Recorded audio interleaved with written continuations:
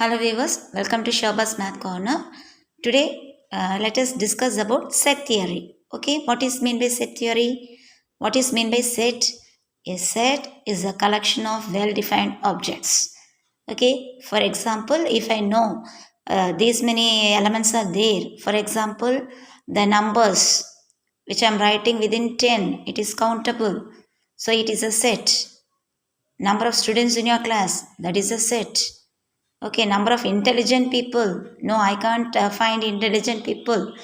Okay, so that is not a set. So which we can define is only be called set as a set. And one more thing, the set we will represent with the capital letters and the elements. So this is a set. For example, if I am taking A equal to 1, 2, 3, 4, A, here I am representing the set with a capital letter and these are called the elements. Okay, inside the set, whatever I am writing, these are called the elements. Okay, now let us see what are the types of sets. First one is finite set. What is meant by finite set? Already I told you, if it is contain only a countable number of elements. For example, I am writing here the even numbers within 10. Even numbers. 1 to 10 even numbers only I had written. 2, 4, 6, 8, 10. So this is countable. Okay. So the sets which are countable are called finite set. And what is meant by infinite set? The set which we cannot count. For example, here I am written the integers. Negative 2, negative 1, etc. 0, 1, 2, etc. Keeps on going. I cannot count.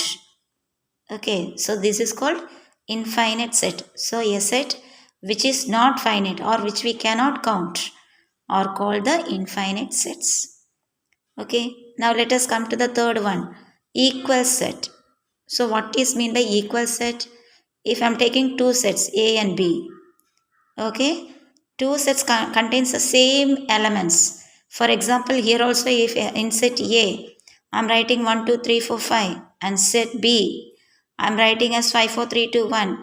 Only the one order is changed, but the elements are same. Order we can change, but see the elements here also 1, 2, 3, 4, 5. Here also 1, 2, 3, 4, 5. So the elements are same. So these two sets are said to be equal. Okay, and also number of elements here also 5 and this also 5.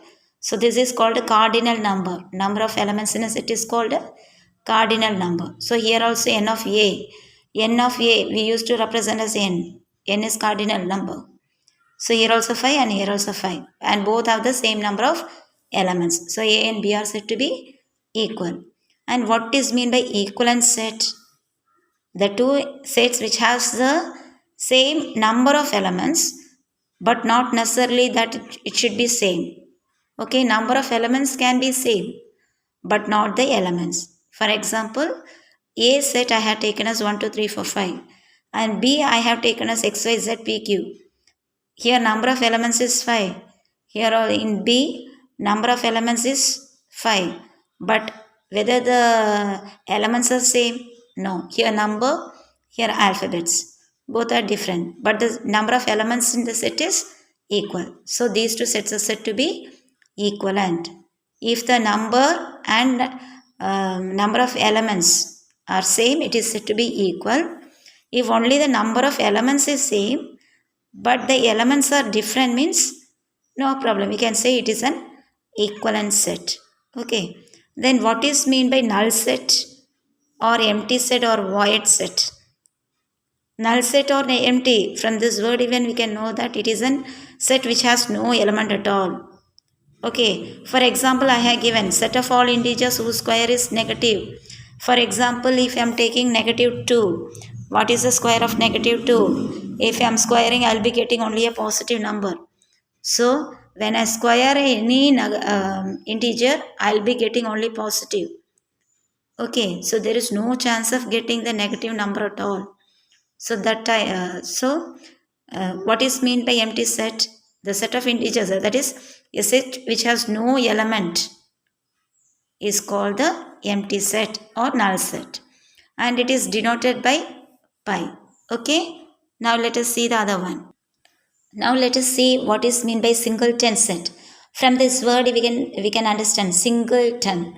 So only one element. A set which contains only and one element in it is called singleton. For example, I have taken A equal to 5. So in my set I have only one element. Okay. Then what is meant by subset? What is mean by subset? No, nothing else. If I'm taking x, for example, after showing the example, I'll come to the definition. Okay. Now x I have taken as 1, 2, 3 and y I am taken as 1, 2, 3, 4. Okay. Can you see x and y in this? See 1, 2, 3. X is 1, 2, 3 and y is 1, 2, 3, 4. So all the elements of x is there in y. All the elements of x is there in y. So x is a subset of y. So all the elements of x, now 1, 2, 3, it is there in y. 1, 2, 3, 4. 4 is extra in y, but 1, 2, 3 is there. So I can say that x is a subset of y. Okay. Next, what is meant by cardinal number?